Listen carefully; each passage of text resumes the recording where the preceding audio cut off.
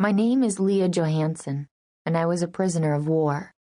Taken when Aurora Colony fell, I lived in an internment camp for 2 years, along with 10,000 other civilian colonists.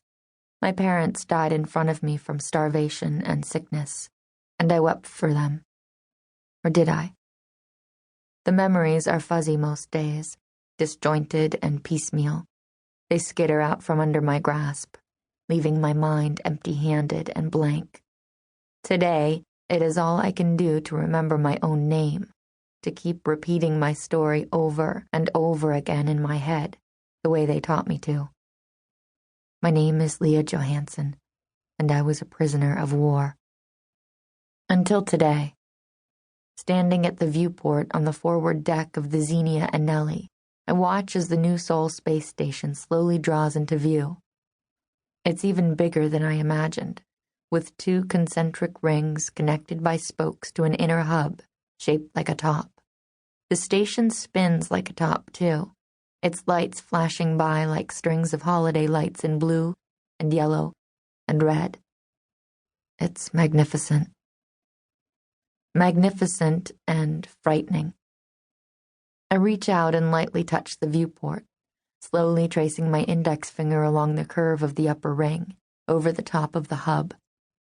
They tell me this place is my freedom, my first step to starting a new life now that a ceasefire has been reached with the Tellurian Alliance and us prisoners released. But how do I start a new life when I can barely remember my old one? A loud whooshing sound catches me off guard, and I yank my hand back from the viewport in alarm, before realizing it's just one of the ship's thrusters guiding us toward the gap between the rings. I glance around, slightly embarrassed by my reaction, though I have reason to be nervous. A door control malfunctioned just a week into the journey and gave me a nasty electric shock. I wasn't badly harmed.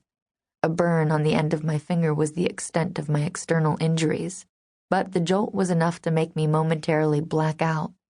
Though I came to within seconds, I spent the next day and a half feeling dizzy and out of sorts. It's an experience I'd rather not repeat. I step back to the viewport again, taking care not to touch anything this time.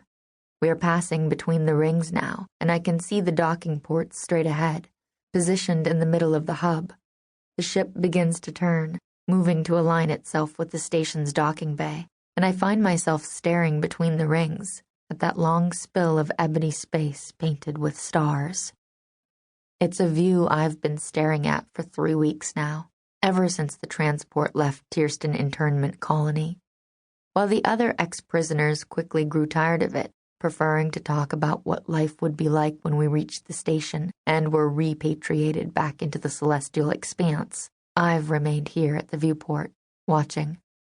Though usually it's the aft deck I stand on, looking back as though there is something on Tiersten I can't let go of, no matter how much I may try. Not that I can remember what that might be.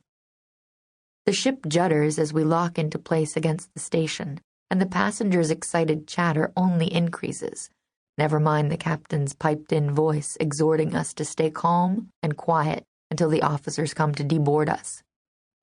I can't blame them. Many of these captives lived in the camp for far longer than I. They have families to find, homes to return to. Not that New Sol is home for most of them.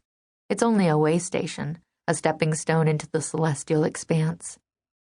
From here, they will all board transports to every corner of the expanse, every colony and planet not lost in the war. Everyone but me, that is. For me, New Sol is the last stop. I blink, uncertain where the thought came from. A memory tickles at the back of my mind, and I scrabble for it, instinctively sensing its importance. My name is Lia Johansen, and I was a prisoner of war.